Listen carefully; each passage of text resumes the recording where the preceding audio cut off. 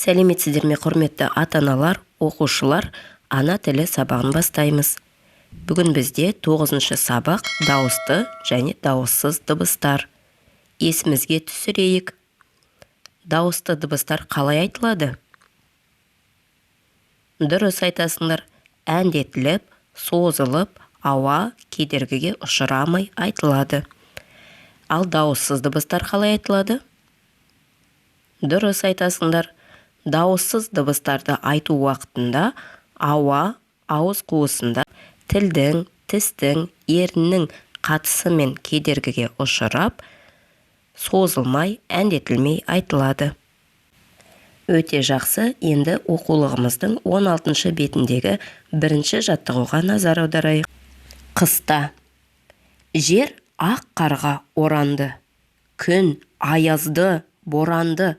Жылы жақтан келген құс жылы жаққа оралды. Мұрнымыз қызарып, құлақтарды үсітті. Қысқа түндер ұзарып, кидік тон мен ішікті. Балалар, өлеңді өз бетіңмен мәнерлеп оқып, 4 жолын жаттап ал. Өлеңде кездесетін үсітті деген сөздің мағынасын түсіндіңдер ме? Ол суықтан қатты тоңып домбығу дегенді білдіреді. Неліктен қыста түн ұзарып, күн қысқарады?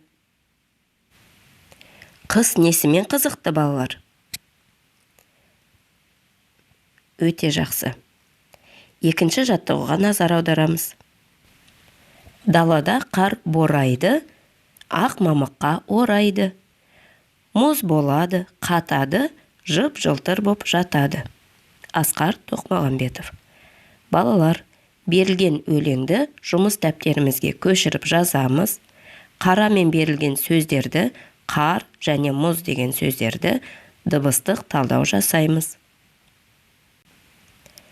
Үшінші жаттығуға назар аудар. Суреттер бойынша мәтін құра. Суреттерге назар аударайық. Адамдардың қыстағы еңбегі, тірлігі туралы суреттер екені, астында тірек сөздер берілген. Мал, қора, суару, жем беру, қар күреу дейді. Осы сөздерді қатыстырып, 2-3 сөйлемнен тұратын шағын әңгіме құраймыз. Дәптермен жұмыс. Жұмыс дәптеріміздің 11-ші бетін ашып, йо әрпінің бас және кіші әрпін жол сызықтарын сақтай отырып, әдемі етіп жазамыз. Екінші жаттығуда оқулықтағы өлеңді көшіріп жазамыз және қарамен берілген сөздерге орнында дыбыстық талдау жасаймыз. Соңғы тапсырма көп нүктенің орнына тиісті әріптерді қой.